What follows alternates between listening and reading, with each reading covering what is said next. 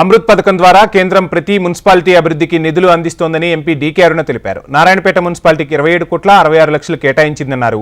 పనులు త్వరగా పూర్తి చేయాలని కోరారు. నారాయణపేట బీసీ కాలనీలో పార్కును డీకే అరుణ, ఎమ్మెల్యే పర్ణికారెడ్డి ప్రారంభించారు.